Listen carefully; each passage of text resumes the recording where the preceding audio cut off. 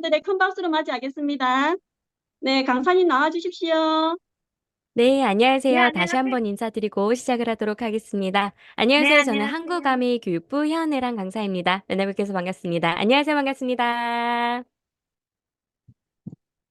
네, 이렇게 리더님께서 소개해 주신 것처럼 바로 아메이 퀸 TI 전문 강사 그리고 뉴트리라이트 전문 강사로 제가 10여 년 동안 아메이와 함께 했는데요. 우리 리더님들께 오늘은 이 아메이 퀸 TI와 뉴트리라이트의 대표적인 프로그램이죠. 바로 바디킷 프로그램을 접목을 시켜서 설명을 드리는 시간을 갖도록 하겠습니다. 제가 이러한 이제 강의 컨텐츠를 만든 이유가 있어요. 왜 그러느냐? 바로 아메이퀸 TI에 대해서 강의를 하다 보니까 이 제품이 정말 건강을 위한 요리를 하는 데 딱 적합한 조리 도구라는 것을 다시 한번 느끼게 되었습니다. 그래서 우리 리더님들께서 바로 이렇게 너무나도 좋은 아메이퀸 TI를 건강 정보와 함께 누군가에게 소개를 해주신다라면은 더욱더 많은 정보를 공유하실 수 있지 않을까라는 생각이 들었었어요. 그래서 오늘 1시간 동안 저에게 집중을 해주신다라면은요, 바로 아메이퀸 TI를 좀 더 소비자들에게 건강과 함께 전달을 하시기가 좋아지지 않을까라는 생각이 듭니다. 그래서 지금부터 본격적으로 더 맛있고 건강하게 아메이퀸 TI 조리 원리와 체중 조절을 위한 식품과 조리법에 대해서 함께 알아보시도록 하겠습니다. 이 바디킷 프로그램 지금 진행하는 분들도 계실 거라고 생각이 듭니다. 바로 지난 20여 년 동안에 바디킷 프로그램을 통해서 많은 분들께서 체중 감량에 성공을 했고요. 그리고 정말 건강한 체중 감량이란 이런 것이다라는 것을 보여주었죠. 바로 이 프로그램 자체가 굉장히 성공률이 높기 때문에 지금까지 20여 년 동안에 많은 분들께 회자가 되면서 그리고 소개가 되지 않았을까라는 생각이 듭니다. 그래서 우리 리더님들과 함께 지금부터 바디키와 함께 아메이퀸 TI를 접목을 해서 알아보실 텐데요. 이 체중 감량을 하시는 분들께 여쭤보면은 왜 체중 감량을 하세요라고 하면은 많은 분들께서 저는 건강을 위해서 체중 감량을 하기를 원합니다. 혹은 어떤 분들은 제가 7, 8월 달에 휴가를 가는데 정말 멋진 옷을 봐놨거든요. 제 멋진 바디라인을 위해서 체중 감량을 합니다. 라고 얘기를 하세요. 그리고 저는 이것 또한 이것 때문에도 체중 감량을 하셨으면 좋겠습니다. 무엇이냐? 바로 절약 효과 때문이라는 거죠. 우리가 비만하거나 과체중이신 분들은 나중에 무엇이 염려가 되실까요? 바로 질환에 걸릴까봐 이러한 것들이 염려가 되실 겁니다. 그래서 질환과 관련을 해서 여러 가지 비용을 결합을 해서 합산을 해봤더니 바로 체중 감량을 하게 되면은 이런 비용을 절약을 할 수 있다라는 절약 효과가 연구 결과 나왔어요. 그래서 만약에 9주 동안의 바디킷 프로그램을 통해서 비만이신 분들이 과체중까지 체중 감량에 성공을 하시게 된다라면은 바로 40대이신 분들은 5천만 원 정도, 30대인 분들은 약 3,500만 원 정도의 비용을 절감하는 효과가 있다라는 겁니다. 그리고 6개월에서 12개월 동안에 꾸준히 Recording in progress. 우리들이 유지기를 잘 거치게 되면은요, 바로 비만하신 분들이 적정 체중까지 가실 수가 있는데, 감량을 하실 수가 있는데요. 이런 경우에 50대이신 분들은 약 1억 원 가량을 절약할 수 있는 효과가 있다라는 거죠. 그렇다면 우리는 체중을 감량을 하지 않을 이유가 없다라는 겁니다. 강사님, 그렇죠. 저도 살 너무 빼고 싶어요. 그런데 저는 아무리 노력해도 안 되더라고요. 그리고 어떤 분들은 이렇게 말씀하세요. 아무래도 저는 이번 생에는 안 되는 것 같아요. 저의 의지로는 도저히 못 빼요. 그렇죠. 바로 체중 감량의 실패를 자꾸 경험을 하다 보면은요, 많은 소비자들이 누구 탓을 하느냐? 바로 자신, 내 탓을 하기 시작을 합니다. 하지만 리더님들께서 뉴트리라이트 공부를 많이 해보셔서 아시겠지만, 비만이라는 것은 WHO에서 지정을 한 하나의 질병입니다. 질병인 만큼 혼자 스스로 알아서 해결을 할 수가 없다라는 사실이죠. 그러니까 전문가의 도움과 확실한 프로그램, 그리고 확실한 제품의 도움이 필요할 수밖에 없습니다. 그리고 또 한 분이 이런 말씀을 하셨어요. 바로 오프라 윈프리 방송인인데요. 이분이 본인의 토크쇼에서 내가 비만한 적이 있었다. 그리고 내가 조금이라도 다시 예전의 모습으로 돌아가는 것처럼 보이면 많은 사람들이 나에게 질타를 하더라. 그러면서 항상 뭐라고 하냐면 당신은 방송인인데 왜 이렇게 자기 관리를 못하나요? 라고 하면서 오프라 윈프리 탓을 하더라라는 거예요. 근데 이분이 4년간의 체중 감량을 하면서 무엇을 느꼈느냐? 바로 내가 스스로 안 먹고 내가 더 움직이고 이게 중요한 것이 아니라 내가 나의 몸을 컨트롤할 수 있는 것이 바로 내가 무심결에 먹은 음식을 내 뇌에서 알아서 컨트롤을 하기 때문에 내 신체의 건강과 직결이 된다라는 걸 알게 되었다라는 거예요. 그리고 비만 전문가인 파티마 교수 역시도 사람의 자기의 의지가 아니라 바로 우미몸이 체중을 조절하는 방식은 사람마다 각각 다르기 때문에 맞춤형으로 체중 관리를 할 필요가 있다라고 얘기를 합니다. 우리 리더님들도 그렇다라고 생각하시나요? 바로 모든 사람들이 일반편율적으로 뭐 이런 다이어트가 좋아요, 저런 다이어트가 좋아요. 거기에 우리가 휩쓸리게 되면은요, 실패를 거듭할 수밖에 없다라는 거죠. 바로 나에게 맞춰서 내 식단을 알맞게 조절을 하시고요. 그리고 나에게 맞는 체중 감량 양만큼만 도전을 하시는 게 바로 우리가 건강한 체중을 만드는 방법입니다. 그리고 지금 보여드리는 화면처럼 우리가 체중이 증가가 된 이유는 사실은 내 건강이 안 좋아진 결과라고 보시면 되세요. 그래서 내가 체중을 알아서 조절할 수 있는 능력이 지금은 없는 상태이기 때문에 이 능력을 다시 키워주셔야 됩니다. 그렇다면은 나는 왜 살이 더 잘 찌는 체질이 되었는가? 그것을 하나하나 원인별로 알아보시도록 하겠습니다. 그 첫 번째 요인은 바로 유전적인 요인입니다. 사람은요, 유전자라는 것에 입력이 되어 있기 때문에요. 이 정보를 바탕으로 해서 내 몸이 굴러간다라고 보시면 되세요. 그래서 남들과 똑같이 먹었는데도 살이 더 잘 쪄요 하시는 분들은 기분이 아니라 실제로 유전자에 그렇게 새겨져 있을 가능성이 높다라는 사실이죠. 그리고 두 번째 원인은 바로 영양가가 없는 음식입니다. 오늘은 나쁜 음식을 먹으면 살이 많이 쪄요라는 당연한 얘기를 하는 것이 아닙니다. 바로 이 안 좋은 음식을 먹었을 때 이것 플러스로 무엇이 나타날 수 있느냐? 바로 음식 중독이라는 것이 나타날 수가 있거든요. 이 음식 중독에 대해서 알려드리도록 할게요. 마지막 세 번째는 생활 습관이 불균형하신 분들은요, 자동적으로 무엇이 함께 쫓아올 수밖에 없느냐? 바로 호르몬의 불균형이 함께 올 수가 있습니다. 그래서 호르몬의 불균형을 다시 균형적으로 맞출 수 있는 생활 습관까지 알려드리도록 할게요. 그래서 그 첫 번째, 바로 우리가 살이 찌는 이유는 타고났다라고 말씀을 드릴 수가 있습니다. 그래서 실질적으로 내 몸에 살이 찌게끔 유도하는 유전자가 있다라는 거죠. 그리고 놀랍게도 이 유전자를 약화를 시키는 방법이 있다라는 거예요. 그래서 지금부터 그 방법 알려드리도록 할게요. 우리의 몸에 체중이 증가되게끔 혹은 체중과 관련이 되어 있는 유전자는 몇 개 정도가 존재를 할까요? 사람들이 정말 개놈 프로젝트를 통해서 정말 열심히 연구한 끝에 우리 몸의 유전자의 전체 개수가 약 4만 개 정도가 된다라고 하는 것을 밝혀냈습니다. 이 4만 개의 유전자 그러니까 중에서 체중과 관련이 되어 있는 예, 프로틴 유전자는 잘 드셔 몇 개 드십시오. 정도가 될까요? 네. 뭐 100개 이상, 200개 이상, 300개 이상, 바로 400개 정도가 된다라고 합니다. 그래서 이 400개의 유전자가 정상 작동만 하면은요, 우리는 항상 내 체중, 내 몸에 맞는 체중을 건강한 상태로 유지를 할 수가 있어요. 근데 문제는 뭘까요? 바로 이 400개의 유전자가 대대손손 내려올수록 돌연변이가 일어날 가능성이 있었다라는 거죠. 그래서 이 400개의 유전자 중에서 돌연변이를 많이 가지면 가질수록 나는 살이 더 잘 찌는 체질, 한마디로 비만일 확률이 높아진다라고 얘기를 합니다. 그래서 대표적으로 FTO와 MC4R이라는 유전자는요, 한국인들에게 특히 많이 돌연변이를 발생을 시키는 유전자로 알려져 있어요. 그래서 FTO 같은 경우는 원래 탄수화물을 지방으로 바꾸어서 축적을 하는 영향을 미치는데 여기에 변이가 생기게 되면은 과도하게 많은 지방을 축적을 하기 때문에 비만을 일으킨다라는 것이죠. MC4R은요, 식욕 조절과 관련이 되어 있는데 여기에 돌연변이가 생기게 되면은 바로 식욕이 폭발을 하면서 내가 걷잡을 수 없이 많이 먹게 된다라는 사실입니다. 그리고 이 유전자 중에 하나는요, 나의 체형까지도 결과로 만들어내는 유전자 유전자가 하나가 있어요. 누구냐? 바로 NRXN3라고 하는 유전자입니다.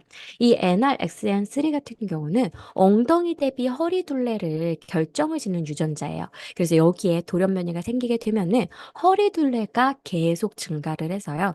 인바디 측정 결과지를 보시면 WHR이라는 항목이 있거든요. 이게 바로 엉덩이 대비 허리 둘레입니다. 이게 1에 가까우면 완전히 통짜 몸매가 된다라고 보시면 되세요. 그래서 내가 대대손손으로 우리 집안이 이렇게 통짜 몸매예요 하시는 분들은요, 바로 이 NRXN3에 돌연변이가 있을 가능성이 높습니다. 그래서 오늘 이렇게 유전자에 대해서 알려드렸는데, 이 유전자들의 돌연변이가 생기면 무엇이 안 좋아지느냐? 바로 식욕이 폭발하기 시작을 합니다. 그리고 나의 장내 미생물의 환경에 영향을 미치기 때문에 미생물의 다양성, 미생물의 종류를 줄이게 되어 있어요. 그래서 내 장 속에 있는 환경이 다양하고 좋은 미생물들이 많이 포진을 할 수 있게끔 어떻게 해주시면 되느냐? 바로 마이크로바이옴 마이랩 프로그램을 통해서 내 장내 미생물의 환경을 한번 검사를 해보시고요. 그리고 나의 장에 맞는 프로바이오틱스를 섭취를 하신다라면 이 부분은 해결을 받으실 수가 있을 겁니다. 그리고 마지막으로 호르몬에도 영향을 미치기 때문에 인슐린에 대한 저항성이 생기게 한다든지, 렙틴에 대한 저항성이 생기게 한다든지, 코티솔이 지나치게 높게 분비가 된다라든지, 이런 식으로 영향을 미칠 수가 있습니다. 그래서 유전자의 돌연변이가 있으신 분들은요, 이것을 약화를 시키려고 노력을 해주셔야 돼요. 강사님, 유전자는요, 우리 부모로부터 내가 물려받은 거라서요, 결정되어 있는 게 아닌가요? 이것은 내가 바꿀 수는 없잖아요. 맞아요. 과거에는요, 유전자를 통해서 내 인생이 결정이 된다라고 알려졌었습니다. 그런데 현재의 연구 결과로는요, 후성 유전학이라는 게 발달을 해서 뭐라고 하느냐? 바로 당신의 생활 태도를 통해서 내가 타고난 유전자도 내가 그것으로 인한 결과를 바꿀 수 있다라고 얘기를 해요. 그래서 과거에 제가 20여 년 전에 영양학을 전공을 했을 때에는 교수님들이 내가 먹은 음식이 곧 나를 만든다까지만 말을 했어요. 하지만 지금은요, 내가 먹은 음식이 나를 변화시킬 수 있다라고 얘기를 합니다.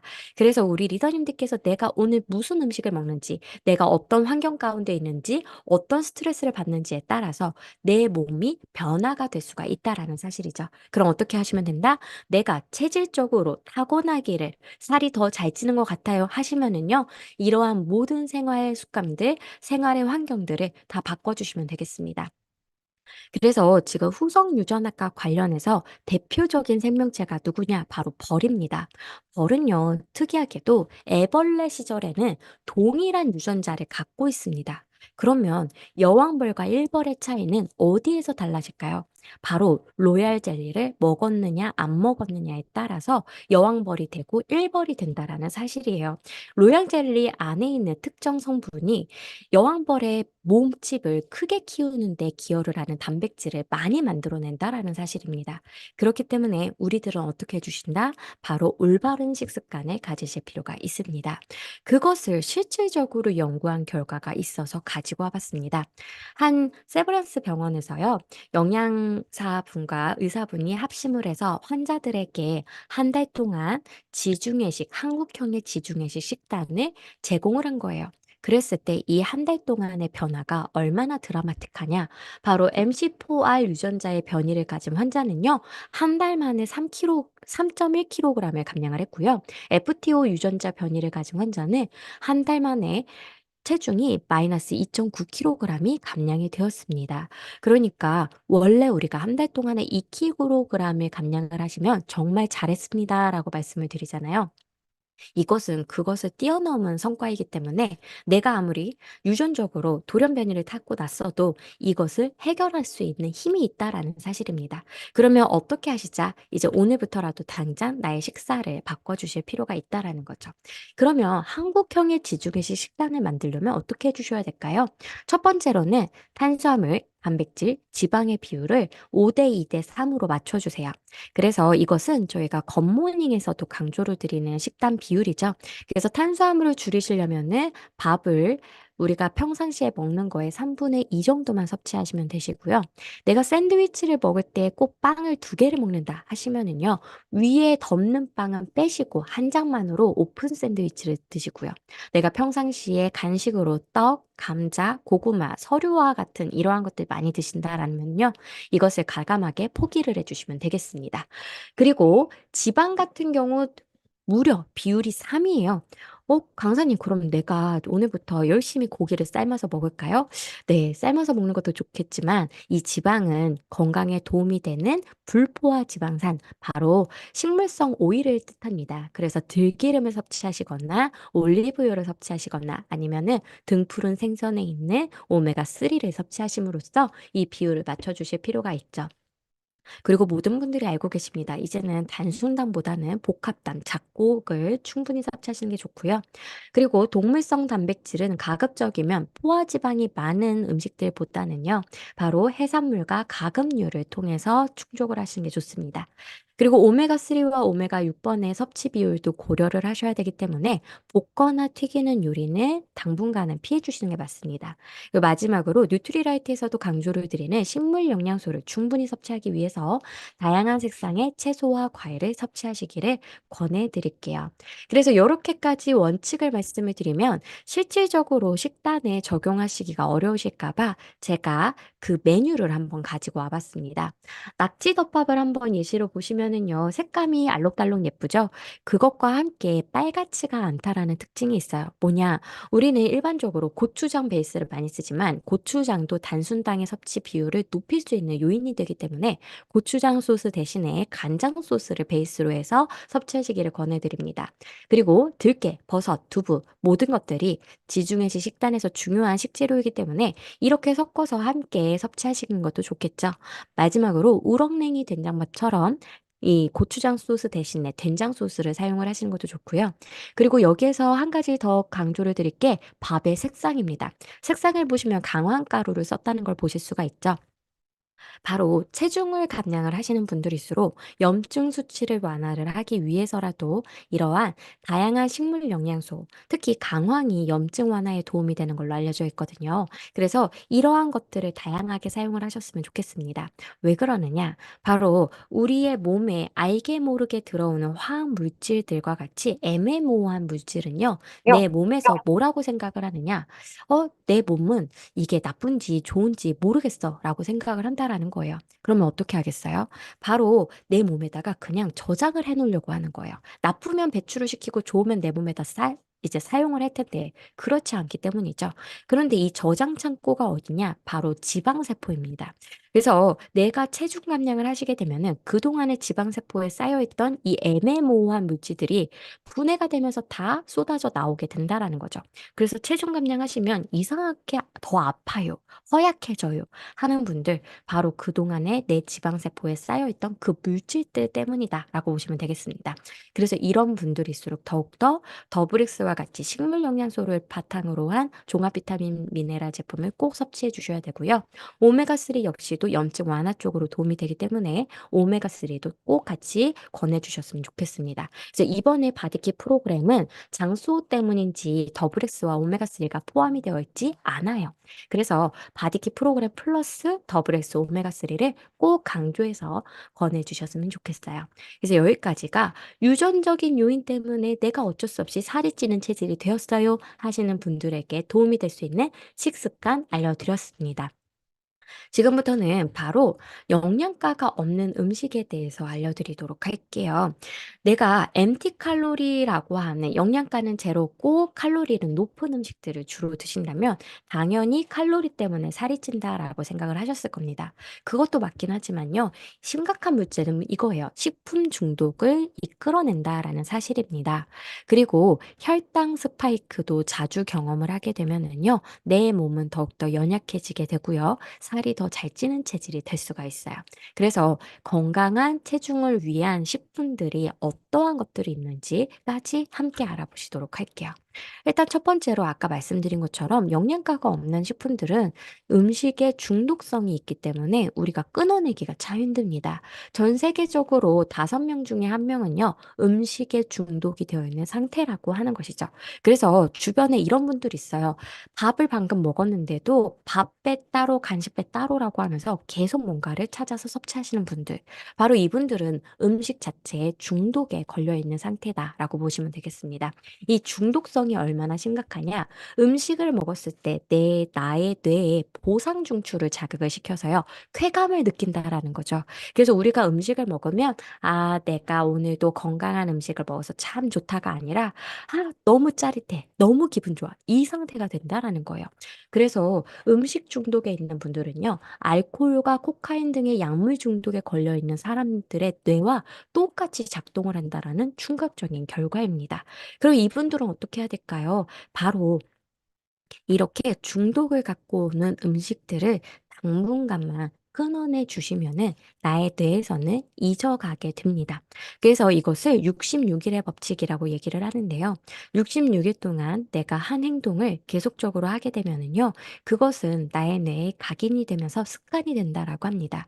그래서 내가 건강하지 않은 음식은 버려두고 내가 건강한 음식 위주로 식사를 하다 보면은요, 나의 뇌는 어느새 건강한 음식만 찾게 되는 몸을 만들 수가 있다라는 사실이죠. 그래서 중독성이 강한 음식들의 특징은 이겁니다. 단, 짠, 조화. 달고 짜고 기름진 맛이 한데 어우러지면은요, 중독성을 많이 나타내는 거예요. 어쩐지 감자튀김이 혹은 피자가 치킨이 햄버거가 내가 뭐 먹지 하면은 불현듯이 떠올라요 하시는 분들은요, 바로 나에 대해서 그 음식을 원하고 있는 상태라는 것이죠. 그러면은 66일 동안 바로 바디키 기간이잖아요. 그동안은요, 반드시 이 음식들은요, 멀리해 주시기를 권해드릴게요. 그리고 이렇게 중독성이 높은 음식들만 문제가 있는 건 아닙니다. 바로 단순당이라고 하는 지나치게 단 음식도 나에게 음식 중독을 가져다 줄 수가 있는데요. 왜 그러느냐? 이건 역시도 쾌감을 가져다 주는 음식이기 때문이에요. 내가 만약에 아침 식사에 단순당을 선택을 한다라고 하면은요, 하루 종일 단 음식을 찾을 가능성이 높다라고 합니다. 하지만 내가 아침 식사에 단백질과 식이섬유소를 포함을 시킨다라면은요, 하루 종일 건강한 음식을 찾게 된다라고 합니다. 그러면 당연 우리 리더님들 이제는 어떤 음식을 선택하셔야 될까요? 바로 단백질과 식이섬유소가 적절히 섞여 있는 음식을 선택하셔야 되겠죠.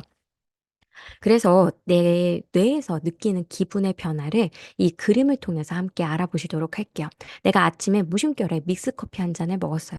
그러면 나의 뇌에서는 아, 짜릿해. 너무 좋아 하면서 쾌감을 느끼게 됩니다. 그러면 나의 췌장에서는 가만히 있는 게 아니에요. 인슐린을 많이 분비를 시켜서 혈당을 끌어내리려고 노력을 합니다. 근데 끌어내리다 못해 바닥까지 끌어내리는 거죠. 그러면 나의 뇌에서는요, 불쾌하다라는 느낌을 받게 돼요. 불쾌해, 화가 나. 당장 나는 지금 단 음식을 먹어야 돼. 라고 하면서 다시 단 음식을 먹게 되죠. 그러면 이 사람의 뇌는요, 하루 종일 쾌감, 불쾌, 쾌감, 불쾌. 이러한 롤러코스터 상태가 돼요. 그래서 단순당에 중독이 되어 있는 분들은요, 특이한 점이 바로 오후 3, 4시만 되면은 육체적으로 뭔가 힘든 운동을 하지 않았는데도 굉장히 피곤하고 지쳐 계십니다. 그 이유는 바로 하루 종일 이러한 기분의 변화를 느꼈기 때문이에요. 이분들은 어떻게 하시자? 바로 단백질과 식이섬유소로 아침을 시작하세요. 그리고 요즘에는요, 바로 이렇게 영양학회나 비만학회에서 칼로리 계산을 안 합니다. 이제는 뭐라고 하느냐? 건강한 탄수화물을 선택해서 섭취하십시오라고 얘기를 해요. 왜냐? 사람들이 그냥 비만이 아니라 고도 비만이 된 이유는 바로 탄수화물과 인슐린 간의 관계 때문이다라는 게 밝혀졌거든요. 그래서 우리가 탄수화물을 왜 적절하게 잘 선택을 해야 될까? 지나치게 단 음식을 먹게 되면은요, 혈당 상승이 빠르게 일어납니다. 그러면 인슐린이 과다 분비가 되면서 나의 뇌에게 이렇게 신호를 보내는 거죠. 나 지금 배고파. 섭취를 많이 해. 그래서 내가 식욕이 폭발하기 시작을 합니다. 그와 함께 혈중에 지나치게 많아진 포도당과 인슐린이 결합을 하게 되면은 지방을 합성을 시키기 시작을 합니다. 그러면서 지방이 지나치게 많이 축적이 되기 시작을 하겠죠. 그러면 반대로 덜 단 음식을 먹으면 어떻게 될까요? 혈당이 천천히 올라가기 때문에 인슐린도 적당히만 분비가 됩니다. 그렇게 되면은 적절한 인슐린이 나의 뇌에게 나 지금 충분히 포도당이 들어왔어 라고 알려주면서 섭취량 자체가 감소가 되고요. 지방 합성도 이제는 일어나지 않기 시작을 하겠죠. 그래서 리더님들께서는 덜 단 음식, 덜 단 탄수화물을 선택하셔야 됩니다. 그때 참고하실 수 있는 표가 바로 지금 그림에 나와 있는 표입니다. 그런데 여기에서 누구를 기준으로 하는 게 가장 좋을까요? 바로 고구마예요. 그래서 내가 음식을 선택을 하실 때 고구마보다 더 달면 드시면 안 되고요. 덜 달다 판단이 되시면은 그때 그 음식을 드시면 됩니다. 그래서 예를 들게요. 내 눈 앞에 지금 수박과 사과가 있습니다. 무슨 과일을 먹어야 될까요? 바로 사과예요. 맞아요. 이런 식으로 과일을 먹겠다 했을 때도 음식을 현명하게 선택을 하시면은요. 이제 더 이상 우리는 혈당에 끌려가지 않고 내 몸을 건강하게 지켜낼 수가 있어요. 근데 문제는 뭐예요? 고구마 하시면 군고구마를 떠올리시는 분들이 있어요. 그럴까 봐 가지고 왔습니다. 같은 재료더라도요, 조리법을 달리하면은 혈당 지수가 달라진다라는 충격적인 결과입니다. 바로 생 고구마는 혈당 지수가 50이에요. 하지만 내가 찌게 되면은 70 정도까지 올라가고요. 이것을 더 고온으로 오랫동안 굽게 되면은 바로 혈당 지수가 90까지 올라가게 됩니다. 이것은 쌀밥보다 더 높은 혈당 지수를 갖게 되는 거예요. 그래서 이 원리가 무엇이냐면요. 내가 너무 고온으로 요리를 하게 되면은 이 고구마 속에 있는 효소가 작동을 하게 됩니다. 활발하게 움직여요. 그래서 고구마 속에 있는 전분을 다 단순당인 형태의 당분으로 다 바꿔버리는 겁니다. 그래서 우리가 군고구마를 먹으면 꿀처럼 달다 하시잖아요. 그게 꿀만큼 달아졌던 게 사실인 겁니다. 그래서 이제는 뭔가를 조리를 하실 때에도 저온으로 단시간 내에 조리를 하시는 것을 권해드리는 거죠. 어? 저온으로 단시간 어떤 제품이 떠오르시나요? 바로 아메이퀸 TI입니다. 그래서 아메이퀸 TI를 이러할 때 더욱더 강조를 드리게 되는 거죠. 그리고 내가 건강한 식품을 모르겠어요 하시는 분들은 식품 신호등을 참고를 하시면 참 좋아요. 그래서 식품 신호등의 녹색 같은 경우는 충분히 마음껏 드셔도 괜찮습니다. 하지만 노란색과 빨간색은 주의를 기울여서 섭취를 하시기를 권해드릴게요. 여기까지 영양가가 없는 음식이 나에게 어떻게 작용을 하는지 보셨습니다. 지금부터는 생활 습관이 불균형해짐으로써 함께 불균형해지는 호르몬에 대해서 알아보시도록 할게요. 우리의 체중에 영향을 주는 호르몬은 대표적으로 6가지가 있습니다. 첫 번째는 바로 식욕과 관련이 되어 있는 두 가지 호르몬이에요. 하나는 그렐린이고요. 하나는 렙틴입니다. 우리가 아침, 점심, 저녁, 야식 타임에 뭔가 배고프다라고 느끼는 것은 바로 이 그렐린이라는 호르몬 때문입니다. 이 호르몬이 없으면 어떻게 될까요? 우리는 굶어서 사망에 이를 수도 있다라는 거죠. 그래서 이 그렐린은 이 사람을 적절하게 밥을 먹이기 위해서 분비가 된다라고 보시면 되세요. 하지만 이것도 너무 지나치게 많이 분비가 되면은 식욕이 폭발이 되겠죠. 그래서 이것을 살짝 낮춰줄 수 있게끔 상대적으로 반대 역할을 하는 게 바로 렙틴입니다. 렙틴 같은 경우는 지방세포에서 분비가 되는데요. 이 지방세포 안에 체지방이 충분히 들어가게 되어 있으면 지방세포에서 렙틴을 통해서 뇌에게 알려주는 거예요. 너 지금 지방세포에 체지방이 꽉 찼어. 이제 그만 먹고 많이 분해를 시켜. 그러면 나의 뇌에서는요, 식욕을 억제를 하면서 체지방 분해가 활발하도록 대사를 많이 일으키기 시작을 합니다. 그래서 렙틴만 잘 분비가 되고 나의 뇌에서 인지만 잘하면은요, 우리는 식욕이 폭발하는 것을 걱정할 필요 없이 자유자재로 우리 몸을 조절을 할 수가 있을 거예요. 하지만 문제는 뭘까요? 이 렙틴을 알아들을 수 있는 뇌의 수용체가 망가지면 문제가 생기는 겁니다. 그래서 나의 뇌에 렙틴을 인지하는 수용체는요, 언제 망가지느냐? 인슐린 수용체가 망가지면 함께 망가지는 게 렙틴 수용체예요. 그래서 인슐린이 과다 분비가 되는 내가 지금 인슐린 저항성이 생겨 있는 분들이라면 렙틴에 대한 저항성도 함께 생겨버리기 때문에 항상 단 음식, 조절하시는 게 중요하겠죠. 그리고 두 번째 종류는 바로 혈당을 조절을 하는 물질들입니다. 대표적인 게 인슐린, 글루카곤 유사 펩타이드 이 세 가지가 있는데요. 이 세 가지는 혈당을 자유자재로 조절을 해줌으로써 우리의 혈중에 포도당이 적절한 양만 존재를 할 수가 있게끔 만들어요.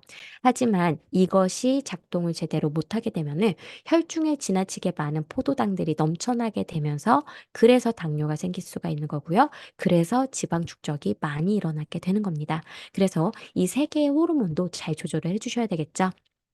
마지막 하나의 호르몬은 바로 스트레스 호르몬 코티솔입니다. 이 코티솔은 적정량만 분비가 되면은 나의 뇌에 너무나도 좋은 역할을 합니다. 하지만 만성적으로 많이 분비가 되는 게 문제라는 거죠. 지속적으로 꾸준히 스트레스를 받게 되면은 만성적으로 코티솔이 높은 농도로 존재를 하게 됩니다. 그럼 나의 몸에서는 위기 상황이라고 인지를 하기 때문에 들어오는 영양소, 들어오는 포도당, 모든 것들을 다 지방으로 축적을 하기 시작을 하고요. 몸에 있는 지방을 쓰지 않으려고 저장을 해버려요. 그러면 오히려 단백질이나 다른 것들이 손실이 일어나기 때문에 그래서 우리가 더욱더 약화가 되는 것을 경험을 하게 됩니다. 그래서 이러한 호르몬의 균형을 맞추기 위해선 어떻게 해야 될까요? 건강한 생활 습관, 건강한 식습관을 유지하시는 게 중요합니다. 첫 번째로 생활 습관을 말씀을 드리면은요. 일단 식사 간격은 우리가 정해진 때에 먹는 것이 중요합니다. 그리고 식사 간격은 2시간에서 4시간 사이로 조절을 해주세요.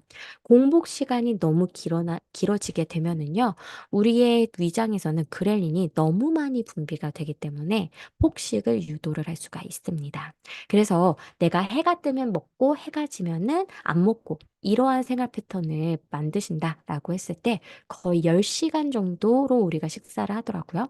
그러면 이 공복 시간을 3시간 혹은 4시간으로 맞춰주셔서 항상 정해진 타임에 먹도록 해주시면 되겠죠.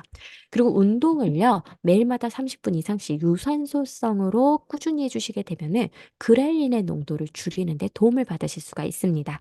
그래서 짧게 짧게 주는 건강한 스트레스 정도이기 때문에 그렐린의 농도가 낮아지는 거죠. 그래서 우리가 식욕 조절이 가능하기 때문에 매일마다 꾸준한 운동도 함께 해주세요. 그리고 스트레스, 아까 말씀드렸습니다. 만성의 스트레스가 문제가 된다. 그런데 저는 이 말을 정말 싫어해요. 리더님들 스트레스 받지 마세요. 행복하잖아요. 네, 그걸 모르나요? 근데 우리는 현대 사회를 사는 현대인이기 때문에 어쩔 수 없이 스트레스를 많이 받는다는 거죠. 이럴 땐 어떻게 해주셔야 되겠어요? 스트레스를 이길 수 있는 힘을 부여를 받으셔야 됩니다. 이때 도움이 되는 게 행복 비타민인 비타민 B군과 그리고 철분, 마그네슘, 칼슘, 아연과 같은 미네랄이 도움이 됩니다. 마지막으로는 기능성 원료인 L테아닌 성분이 나의 뇌를 평안하게 만드는 역할을 해주기 때문에 도움이 될 수가 있어요. 그러면 L테아닌은 뉴트리라이트에서 어떤 제품에 들어가 있을까요? 바로 F옥타코사놀 제품에 들어가 있습니다. 그래서 우리 리더님들께서 내가 지속적으로 스트레스를 받고 이것을 견뎌낼 수가 없어요 하시면은요, 바로 비타민 B군, 미네랄, L테아닌의 도움을 받으셔서 이겨낼 수 있는 힘을 키워주셨으면 좋겠습니다. 마지막으로는요, 숙면을 못 취하는 것도 스트레스 요인 중에 하나예요. 그래서 성인 기준으로 하면 하루에 7시간 이상은 숙면을 취해 주셔야 됩니다. 저는요, 요즘에 열대야 때문인지 잠을 잘 못 이루고 있어요 하시는 분들은 미강주정 추출물과 감퇴 추출물이 들어가 있는 굿슬립 헬스 제품을 통해서 이러한 수면에 도움을 받으셨으면 좋겠습니다. 그래서 우리 리더님이 혹은 리더님들께서 상담을 하시는 소비자가 이렇게 체중 조절을 하는데 들쑥날쑥한 생활 패턴을 갖고 있어요 하시면은요, 이러한 호르몬의 불균형 내용을 말씀을 해주신 다음에 이렇게 규칙적으로 생활할 수 있게끔 이것을 조금 잡아주실 필요가 있어요. 그리고 마지막으로는 고단백 시기와 고식이섬유소 시기가 중요합니다. 그래서 이렇게 생활 패턴이 어그러져 있는 분들은요, 호르몬에 영향이 많이 가 있기 때문에 단백질을 충분히 섭취하시고요. 그리고 식이섬유소도 많이 드시려고 노력을 해야 되겠죠. 근데 한국인들이 매 끼니마다 채소를 아무리 열심히 먹으려고 노력을 해도요, 사실은 25g을 채우는 게 정말 힘듭니다. 그래서 35g 정도까지 채우시려면은요, 하루에 10g 정도는 추가적으로 보충할 수 있는 제품을 통해서 섭취하시는 게 좋겠죠. 그래서 불용성 식이섬유소까지 함께 들어가 있는 화이버비츠를 권해드리고 있습니다. 여기까지 세 가지 체중이 증가할 수 있는 원인에 대해서 알려드렸습니다. 그래서 이 세 가지를 해결할 수 있는 방법도 함께 알려드렸으니까요. 리더님들께서 바디키 프로그램과 함께 이 부분까지 다 접목을 시키시면은요, 완벽하게 성공하실 수 있지 않을까라는 생각이 들어요. 지금부터는 이 아메이 퀸 TI를 통해 요리를 하실 때 추가적으로 알고 가시면 더 좋은 식단을 구성하는 방법에 대해서 알려드리도록 할게요. 일단은 우리는 태양계에 살고 있는 사람이기 때문에 해가 뜨면 먹고 해가 지면 안 드셔야 됩니다. 그래서 내가 만약에 아침 6시에 기상을 한다라고 하시면은요, 30분에서 1시간 정도는 물만 드시면서 소화기관이 깨어날 수 있게 시간을 주세요. 그 다음에 간단한 드링크와 채소, 과일 정도로 아침 식사를 해주심으로써 건강하게 아침을 시작을 하시면 좋습니다. 이것은 체중 조절뿐만 아니라 건강을 위해서도 좋은 식사예요. 그리고 두 번째로 점심 식사에는요, 일반 식사를 하시면 됩니다. 그리고 마지막으로 저녁 식사가 참 중요한데요. 이때 특히 중요하신 분들이 바로 야식을 피하기 힘드신 분들, 야식에 중독이 되어 있는 분들이에요. 뭐냐? 바로 야식을 먹게끔 하는 10시부터 11시 사이에는요, 그렐린과 갈라닌이라는 호르몬이 함께 분비가 됩니다. 근데 이 갈라닌의 특징이 누구를 좋아하냐면 포화지방과 알코올을 좋아해요. 그래서 만약에 내가 저녁 식사 시간에 반주로 알코올을 곁들이면서 포화지방이 많은 고기를 먹었다 하시면은요, 야식에 뭔가를 또 먹고 있을 가능성이 높아진다라는 거죠. 그러면 어떻게 하시면 되세요? 저녁 식사 시간에는 알코올과 그리고 고기, 포화지방이 포함이 되어 있는 음식들을 빼주시고 섭취를 하시기를 권해드립니다. 강사님, 그런데 저녁에 고기, 지방을 먹을 수밖에 없어요. 어떡할까요? 그럼 덜 드실 수 있는 요령을 조금 알려드리도록 할게요. 이것은 대한비만학회에서 이제 제공을 하는 정보인데요. 이 음식을 갓 튀기고 나서 30초 내로 겉에 있는 표면을 키친타올로 막 닦아주시면은요, 겉에 묻어있는 기름은 안 먹을 수가 있다라고 합니다. 그리고 샐러드는 당연히 소스는 무엇을 사용하시는 게 좋아요? 올리브유와 송화소금, 올리브유와 발사믹 식초, 여기까지만 사용하시는 게 좋겠죠? 그리고 마지막으로 사골국과 같이 고기를 베이스로 한 국물은요, 한번 차게 식히셔서 하얀 색깔의 고기 기름들은 다 제거를 하고 드시면은 지방을 덜 섭취할 수 있는 방법이 되겠습니다. 그리고 채소와 과일은요, 적절하게 섭취를 하시도록 식단을 구성을 해주셔야 돼요. 채소 같은 경우는 매 끼니마다 반찬 개수로 보시면 2개 이상으로 포함을 시키시면은 충분히 섭취를 하실 수가 있습니다. 그리고 과일 같은 경우는요, 하루에 몇 번 드셔야 될까요? 성인에게 제공이 될 수 있는 횟수는 2번입니다. 그러면 1회 분량은 어떨까요? 이것도 정해져 있어요. 지금부터 1회 분량의 중요성에 대해서 알려드릴 텐데요. 과당이라는 게 과일에 들어가 있기 때문에 과일도 너무 많이 먹게 되면은 나머지의 여분의 과당은 다 지방으로 합성이 돼서 축적이 됩니다. 근데 과당의 특징은요, 간에서 바로 지방으로 전환이 돼서 축적이 되기 때문에 지방간이라든지 내장 지방의 원인이 될 수가 있어요. 그래서 내가 건강을 위해서 과일을 먹었다라면은 사실은 이러한 것들을 알고 드시는 게 좋겠죠. 그래서 과일 1회 분량 알려드리도록 하겠습니다. 사과는 3분의 1개가 1회 분량이고요. 배는요, 4분의 1개가 1회 분량입니다. 가장 많이 놀라시는 과일이 귤이에요. 귤은 1개가 1회 분량이에요. 네, 이럴 수가. 겨울에 내가 3, 4개씩 먹었는데, 맞아요. 그래서 문제가 되는 것 같아요. 그리고 감은 다행히 1개가 1회 분량입니다. 그리고 바나나, 이것도 참 충격이었어요. 반 개가 1회 분량입니다. 네, 그리고 딸기는 7에서 8알이 딱 1회 분량이에요. 그래서 내가 알고 있었던 과일의 1회 분량과 많이 다르죠? 그래서 지금부터라도 우리 리더님들께서 제대로 아셨으니까요. 과일도 정해진 양이 있다라는 거 기억해 주셨으면 좋겠습니다. 그리고 마지막으로 또 참고 드릴 게 바로 과일을 섭취하는 때는 언제일까요? 식전, 식후. 하나, 둘, 셋. 맞아요. 식전. 맞아요. 식후에 드시면은요, 혈중에 포도당이 가득 차 있는 상태잖아요. 그러면 과당은 포도당으로 전환이 되지 않고 바로 지방으로 전환이 되어버려요. 그래서 혈중에 포도당이 가득 차 있지 않은 공복 상태에서 섭취하시는 게 과일을 올바르게 먹는 방법입니다. 그리고 요리를 하실 때 설탕이 혈당을 빨리 올린다라고 해서 요즘에 설탕 대신에 대체 감미료를 많이 사용을 하십니다. 대체 감미료를 선택을 하실 때 보통은 열량과 혈당 지수까지만 체크를 하세요. 근데 뭘 또 체크를 해야 될까요?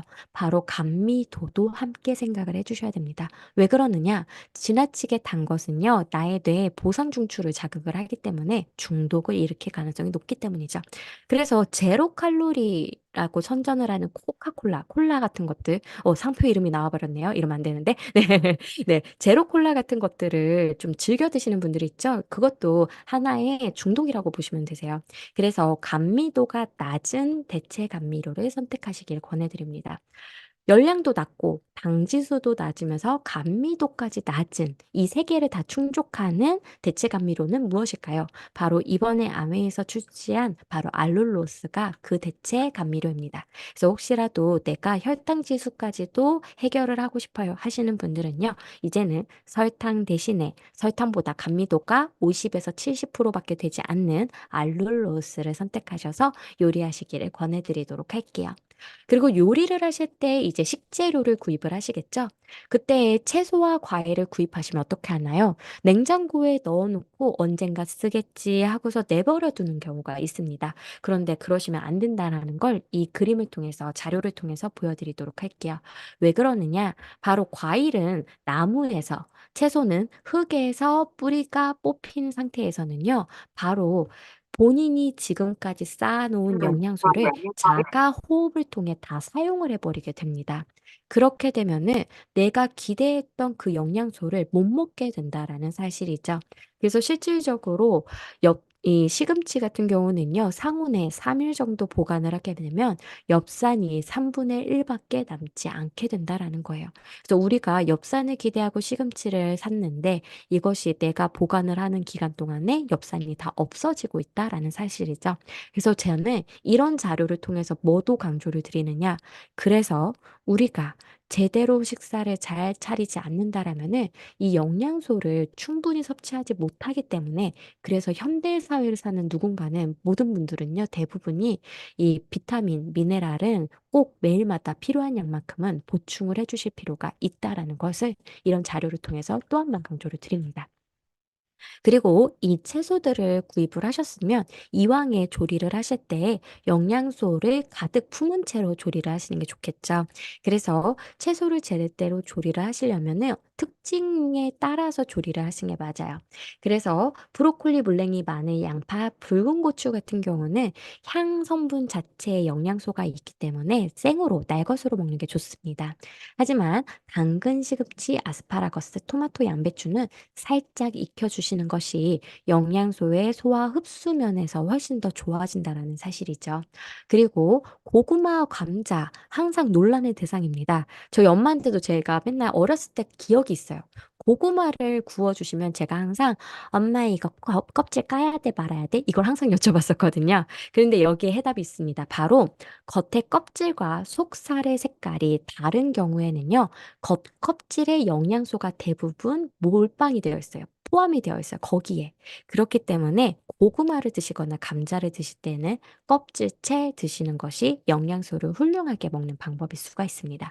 그러면 당근은 어떤가요? 당근은 겉과 속의 색깔이 똑같잖아요. 그래서 당근은 껍질을 벗기셔도 괜찮습니다.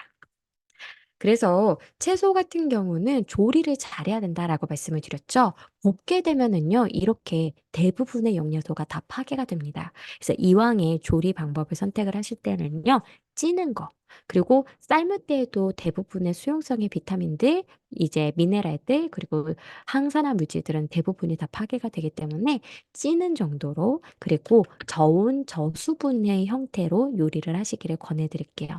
아메이 퀸티 아이를 통해서 조리를 해야 되는 이유가 바로 여기에 있는 것이죠. 아메이 퀸티 아이를 통해서 저수분 저온 요리를 하실 경우에는요. 바로 토마토의 경우 비타민 B1과 비타민 C가 원래 데치게 되면은 다 파괴가 되지만 저수 저온 요리를 하시게 되면은 93% 80%, 90% 대부분이 보존이 된 것을 보실 수가 있습니다. 청경채도 마찬가지죠. 비타민 B2가 원래는 다 파괴가 돼야 되는데 아메이 퀸티 아이를 통해서 조리를 할 경우에는 97% 대부분이 다 보존이 되어 있다라는 거예요. 그래서 이왕에 내가 조리를 하신다라면은 영양소까지 가득 안고 조리를 하셨으면 좋겠습니다. 그래서 이 아메이 퀸티아이 자랑을 안 드릴 수가 없는데요. 지금부터 잠깐 설명드리도록 할게요. 아메이 퀸티아이의 출발은 누굴까요? 바로 1963년도에 탄생한 미국의 아이쿡이 그 모체입니다. 그래서 1963년도에 이 제품을 탄생을 시킬 때 많은 사람들은 연구를 하면서 고민을 했을 거예요. 어, 우리가 냄비를 만들어야 되는데 이 냄비 소재를 무엇으로 할까? 무쇠, 스테인리스, 구리, 알루미늄과 같은 후보가 있었을 겁니다. 그리고 이 후보들은요, 각각 특장점이 달라요. 무쇠는 두껍기 때문에 열 보존율이 우수합니다. 그래서 맛을 오랫동안 유지를 시킬 수가 있다라는 장점이 있죠. 그리고 스테인리스 같은 경우는요, 내부 식성이 뛰어나서 녹이 슬지 않습니다. 그러면 건강하고 안전한 요리가 가능합니다. 그리고 마지막으로는 구리와 알루미늄은 열 전도율이 빨라요. 열 전도율이 빠르다라는 것은요, 음식의 맛이 미세하게 더 좋아진다라는 것을 가지고 있어요. 그런데 우리는 이 한 가지의 특장점이 아니라 이 모든 것을 갖고 싶었던 거예요. 그래서 개발이 된 기술이 바로 통다중구조 기술입니다. 통다중구조 기술은요, 두께가 두껍습니다. 열 보존율이 우수해지겠죠. 그리고 그 사이사이 중간중간에 알루미늄이 함께 들어가게 됩니다. 그로 인해서 열전도율도 빠르게 만들 수가 있었어요. 그리고 마지막으로 겉표면은요, 스테인리스로 코팅을 해놨기 때문에 바로 내부 식성이 뛰어나진다라는 장점 모두를 가지게 된 것이죠. 게다가 아랫면만 통이 아니라 전체적으로 통 다중 구조를 만들고 있습니다. 왜 그럴까요? 이렇게 해서 만들어서 가열을 시키게 되면은 전체가 함께 가열이 되게 됩니다. 그러면은 뭔가를 요리를 했을 때 재료가 아래부터 위의 방향으로 차근차근 익는 것이 아니라 모든 방향으로 열이 가해지기 때문에 한꺼번에 빠른 속도로 익힐 수가 있는 거죠. 그래서 비타라 쿠킹 영양소의 보존이 가능한 겁니다. 그래서 탄생을 한 아메이퀸 아이쿡은요, 그 당시에 이런 제목으로 홍보를 합니다. 더 좋은 요리를 위해서, 바로 우리가 더욱더 좋고 더욱더 건강한 요리를 위해서 탄생한 제품이 바로 이 아메이퀸 아이쿡이라는 제품인 거죠. 그래서 이 아메이퀸은요, 20여 년 전에 한국 시장에 들어오게 되면서 모이스처실, 비타라 쿠킹, 통다중구조, NSF 인증, 아시안 키친랩 이 5가지를 장점으로 내세워서 지금까지 건강한 요리 문화를 선도해 왔습니다. 사실은 이전의 주부님들은요, 요리를 하시는 분들은 냄비를 통해서 뭔가 안전해야 된다. 혹은 내가 사용을 할 때 손목이 건강한지 안 한지를 이 냄비를 통해서 알 수가 있다. 이러한 것들을 모르셨을 거예요. 하지만 아메이퀸은 이 5가지를 내세웠기 때문에, 그래서 손잡이의 모양이 이렇게 생긴 게 중요한 거구나.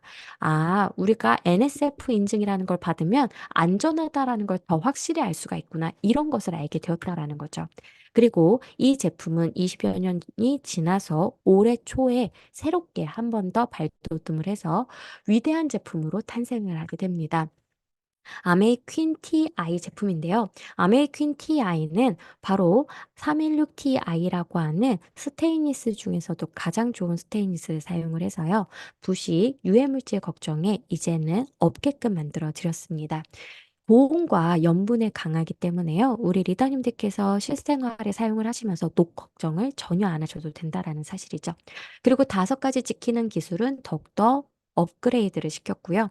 마지막으로 소스팬에 스티모를 뚫었기 때문에 한국형의 요리, 국, 찌개를 끓이실 때 더 이상 튀거나 이러한 것들이 걱정 없이 요리를 하실 수가 있습니다. 그래서 소스팬 같은 경우는 미국과 유럽에선 실제로 소스나 잼을 만들 때 사용을 하기 때문에 스티몰이 필요 없어요. 하지만 한국은 필요하다는 거죠. 그래서 이번 제품은 더욱더 한국인에게 맞춤형으로 설계가 되었다라고 말씀을 드릴 수가 있습니다.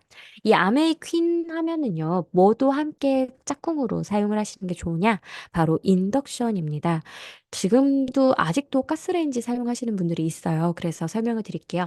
가스레인지 사용을 금지를 하는 나라가 나타나기 시작을 했습니다. 바로 선진국들은요, 자국민의 건강을 최우선으로 하잖아요. 그래서 캘리포니아와 미국의 뉴욕주에서는 가스레인지 사용을 전면 금지하는 법안을 발의를 해서 국회에서 지금 논의가 활발하게 이루어지고 있어요. 그래서 왜 가스레인지 갖고 저렇게 국회에서 논의를 하나 들여다봤더니 가스레인지로 요리를 할 경우에 이산화질소, 일산화탄소, 포름알데히드와 같은 유해가스가 방출이 된다라는 사실입니다. 리더님들 이거 이름들 다 들어보셔서 아시겠지만 발암 물질이고요. 기관지에 치명적인 물질이라는 것이죠. 그리고 실질적으로 한 연구 결과에 의하면요, 미국에서 발생하는 소아천식 사례의 12% 이상이 가스레인지 사용에 기인한다라는 거예요. 왜 그럴까요? 바로 이 유해가스들은 위로 올라가서 날아가 버리는 게 아니라 아래로 착 깔리기 때문에 상대적으로 키가 작은 아이들, 그리고 반려견들의 기관지에 치명적일 수밖에 없다라는 사실이죠. 그래서 우리들은 이제부터라도 건강을 위해서라도 가스레인지 사용보다는 인덕션을 사용하셨으면 좋겠습니다. 인덕션 같은 경우는 코일에다가 전류를 흘려보내면 이 코일에서 와전류라는 게 발생을 합니다. 와전류는요, 하나의 회오리 바람처럼 생겼어요. 그래서 이 와전류가 위로 상승을 하다가 금속과 딱 만나게 되면은 열을 발생을 시킵니다. 그 원리로 음식을 가열을 하게 된다라는 거죠. 그러면 무엇이 좋을까요? 바로 이 열이 다른 데로 새나가지 않고 오로지 냄비에만 집중이 돼요. 그래서 열 효율이 굉장히 뛰어납니다. 그리고 간단하게 전기만 흘리면 되는 부분이기 때문에 전기세가 굉장히 적게 나타납니다. 그래서 비용 절감의 효과까지 있어요. 그러면 인덕션 중에서도 어떤 인덕션을 사용하시면 좋을까? 바로 아메이퀸의 뉴 인덕션입니다. 굉장히 컬러감이 좋아요. 화사하죠. 문라이트 컬러를 사용을 했고요. 그리고 네 가지의 자동 메뉴가 탑재가 되어 있기 때문에 좀 더 요리를 많이 다양하게 할 수 있게끔 도와줍니다. 그래서 노오븐 베이킹이 가능하게끔 팬 모드가 있고요. 튀김이 간편하게 되게끔 튀김 모드도 있습니다. 그리고 죽탕기가 따로 필요가 없는 죽 모드가 있어요. 그래서 이유식을 끓이실 때에도 많이 다양하게 사용을 하실 수가 있겠죠. 그리고 마지막으로 밥솥이 따로 필요가 없게끔 보온 모드도 있습니다. 그리고 슬라이드 앤 킥터치 버튼 방식으로 단수 조절이 자유자재로 되고요. 평상시에는 메뉴 버튼이 보이지 않는 히든 디스플레이 방식을 적용을 했기 때문에 인테리어 효과가 뛰어납니다.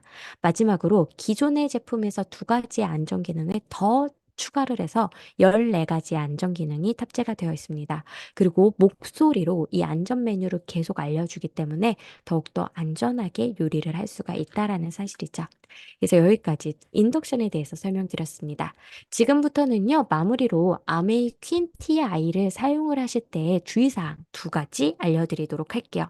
우리가 스테인리스 소재의 냄비를 사용할 거야 라고 각오하실 때 두 가지의 걸림돌이 있다라고 해요. 첫 번째는요, 연마제 제거. 두 번째는요, 바로 늘러붙는 거. 이 두 가지만 해결을 하시면 리더님들께서 처음에 평생 그냥 대를 이어서 물려줄 정도로 깔끔한 냄비 사용이 가능합니다. 그래서 지금부터 하나하나 해결을 해보도록 할게요. 일단은요, 연마제 걱정이 많습니다. 어떤 소비자님은 이렇게 말씀하세요. 연마제 그거 발암물질 아니에요? 그래서 설명을 드릴게요. 연마제 속에 있는 산화규소라고 하는 것이 발암물질인데요. 우리나라의 식약처에서 이 스테인리스 소재의 제품을 제조하는 제조사들을 전수조사를 했습니다. 그랬더니 우리나라의 기업에서는 탄화규소를 사용하는 연마제를 사용하지 않는다라는 거예요. 그래서 그 탄화규소에 대해서는 걱정을 전혀 안 하셔도 괜찮습니다. 그리고 이 연마제의 성분이 산화 알루미늄과 파라핀으로 구성이 되어 있기 때문에 이 두 가지를 잘 제거하는 방법 지금부터 설명드릴게요. 첫 번째로는 이 연마제 자체가 기름 성분이에요. 그래서 기름은 뭘로 지워야 돼요? 물로 지우면 안 되고 기름으로 지우셔야 됩니다. 그래서 집에 있는 식용유를 이 키친타올에다가 묻히셔서요. 까만 색깔이 나오지 않게끔 다 싹 잘 닦아주시는 거죠. 그리고 나서 물구 식초 1의 비율로 이제 만든 식초물을 넣어서 10분 동안 가열을 해주세요. 그리고 마지막에 중성 세제, 디시드랍스 세제로 잘 닦아주시게 되면은요, 이 모든 연마제 성분을 다 제거할 수가 있습니다. 그리고 지금까지 설명드렸던 연마제 제거하는 방법은요, 아메이 컨텐츠 사이트에 들어가시면 영상으로 제작이 되어 있어서 다운로드 받으실 수가 있어요. 그리고 아까 들러붙는 거 말씀드렸죠? 왜 스텐펜에 이렇게 음식이 잘 들러붙을까? 이것은 과학적인 원리가 숨어져 있어요. 음식 속에 있는 단백질과 탄수화물이라는 물질은요, 금속 원자와 만나기만 하면 들러붙으려고 하는 성질을 갖게 됩니다. 그래서 무엇이 필요할까요? 바로 금속 원자와 음식이 만나지 못하게 중간에 코팅을 해줄 필요가 있다라는 거죠. 그래서 이 코팅만 잘 해주시게 되면은요, 전혀 눌러붙지 않을 거예요. 그리고 면 같은 경우 끓는 물에 면을 투하를 하고 나서 가만히 냅두면은요, 전분이 아래로 착 깔리게 되면서 역시나 금속에 들러붙게 됩니다. 그래서 이 전분을 물에다가 녹여주기 위해서 처음에 면을 넣고서 저어주시면은요, 눌러붙는 거 없이 우리가 요리를 하실 수가 있어요. 그리고 아까 코팅 잘 하셔야 됩니다라고 말씀드렸잖아요. 그래서 코팅하는 방법 알려드리도록 할게요. 일단은 아메이 퀸 프라이팬을 인덕션 위에 올려두시고 6단에서 1에서 2분 정도 가열을 해주세요. 무엇을 만들려고 하냐면요, 바로 냄비를 200도까지 표면 온도를 만들기 위해서입니다. 그래서 표면 온도가 200도가 된 것은 무엇을 통해서 아실 수가 있느냐? 바로 물방울을 톡 하고 떨어뜨렸을 때 구슬처럼 떼굴떼굴 굴러다니면 이게 바로 라이덴프로스트 효과입니다. 그러면 내 후라이팬이 지금 200도가 되었구나라고 알 수가 있어요. 하지만 물방울을 탁 떨어뜨렸는데 칙 하고 김이 돼서 딱 날아간다. 수증기가 돼서 날아간다 하면은요, 내 냄비의 프라이팬의 표면 온도가 160도에서 180도라는 신호입니다. 그러면 좀 더 가열을 해주시면 되세요. 이 상태 200도에서 기름을 두르신 다음에 바로 요리를 하시는 게 아니라 바로 1분 동안 휴지기를 가지시면은요, 금속 원자가 기름을 꽉 잡을 수가 있는 상태가 됩니다. 그러면 그 다음에 계란 후라이 하시고 생선 구우시고 그 다음에 두부를 붙이시고 해도 들러붙지 않는 완벽한 코팅이 된 프라이팬을 만나보실 수가 있어요. 강사님, 근데 저는 그렇게 했는데도 들러붙어요. 그러시면은요, 들기름을 활용을 했어요. 그래서 들기름까지 넣어주시면 더 완벽한 코팅이 완성이 됩니다. 여기까지 모든 아메이퀸 TI와 관련된 내용들 살펴보셨습니다. 지금부터는요, 마무리로 체중 감량을 하실 때 도움이 될 수 있는 레시피 알려드리도록 할게요. 이 레시피 처음 보셨다 하시는 분 계실까요? 네, 있으세요. 다행입니다. 제가 좋은 정보 갖고 왔죠? 이 레시피는요, 바로 아메이퀸 TI 출시 때에 맞춰서 이 요리 전문가 분들에게 맡긴, 그래서 따끈따끈하게 제작이 된 레시피입니다. 총 40개의 레시피가 업로드가 되어 있는 상태이고요. 리더님들께서 자유자재로 요리하실 때 사용하시면 되세요. 그래서 이 연어 레몬 리조또는 이 지중해식 식단에 딱 잘 어울리는 메뉴라서 가지고 왔어요. 그리고 이 레시피는 원래 원하는 재료가 쌀입니다. 그런데 흰 쌀밥은 혈당 지수가 좀 높잖아요. 그래서 잡곡류인 귀리, 현미, 보리로 대체를 하시면은요, 더 체중 감량에 가까운 식단이 완성이 되실 거예요. 그리고 두 번째로 어묵 잡채를 보여드립니다. 뭐냐? 체중 감량하실 때 한식을 드시면 왠지 네, 우리가 왠지 더욱더 건강하게 먹을 수 있지 않을까라고 생각을 하셔서요. 이 잡채를 다이어트 하시면서 즐겨 드시는 경우가 있더라고요. 그런데 이 잡채에 쓰이는 당면이요. 혈당 지수가 굉장히 높은 음식이에요. 건조된 면이기 때문에 쌀밥보다도 혈당 지수가 더 높습니다. 그래서 이 당면 대신에 곤약면을 대체로 사용하시면 좋아요. 그리고 소스도 원래는 설탕을 사용하는데요. 여기에 보이시는 것처럼 알룰로스로 대체를 하시면은 더욱더 완벽한 체중 감량식 저희 소스가 되겠죠. 그리고 마지막으로 버섯 발사믹 샌드위치는 더욱더 체중 감량에 도움이 되는 레시피입니다. 그래서 이 버섯 발사믹 샌드위치에서도 뭐를 고려를 해야 될까요? 탄수화물의 섭취. 그래서 탄수화물의 섭취를 좀 줄이기 위해서 빵은 위에 거를 제거를 하셔서요. 오픈 샌드위치 형태로 섭취하시기를 권해드릴게요. 여기까지 세 가지의 레시피를 통해서 체중 감량을 하실 때 도움이 될 수 있게끔 레시피 설명드렸습니다. 그래서 마무리하기 전에 아까 내부가 200도의 기름을 넣으면 발연점이 또 문제가 되지 않을까요? 라고 말씀을 해주셨는데요. 식용유 같은 경우는 발연점이 제가 알기로는 200도 이상인 것으로 알고 있습니다. 단, 들기름은 이것보다는 낮은 걸로 알려져 있어요. 그래서 들기름 같은 경우는 휴직이 1분 정도 지나신 다음에 첨가를 해주시는 것으로 이제 이 부분을 해결을 해주시면 될 것 같습니다. 그래서 제가 알기로는 포도씨유나 이러한 기름들은 발연점이 200도보다는 높기 때문에 이 부분은 걱정하지 않으셔도 괜찮을 것 같아요. 그래서 여기까지 답변 드리고요. 이제 마무리로 인사드리도록 하겠습니다.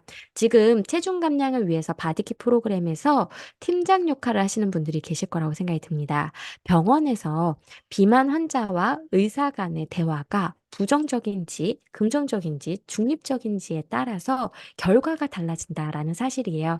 그래서 긍정적일수록 더욱더 체중 감량 효과가 좋다라고 합니다. 그래서 우리 리더님들께서 혹시 지금 체중 감량 바디키를 이끌어가고 계시는 분들이 있다라면은 바로 매일마다 긍정의 멘트로 이끌어 주시면은요 모든 팀원분들이 다 성공하시지 않을까라는 생각이 듭니다. 그래서 우리 리더님들 지금까지 경청해 주셔서 너무나도 감사드리고요. 오늘도 행복한 밤 되세요. 감사합니다. 수고하셨습니다. 네, 네. 그래서 지금 인사를 드리려고 했는데 지금 질문이 하나가 들어왔어요. 처음에 연마하지 않았으면 어떻게 하나요? 네, 사실은 건강상에는 괜찮습니다. 단 음식이 살짝 검어졌을 가능성이 있어요. 그래서 이러한 분들은 지금이라도 아셨으니까요. 오늘이라도 이제 제거를 해주시면은 전혀 문제 없이 사용이 가능하십니다. 오늘도 너무나도 감사했습니다. 수고하셨습니다. 감사.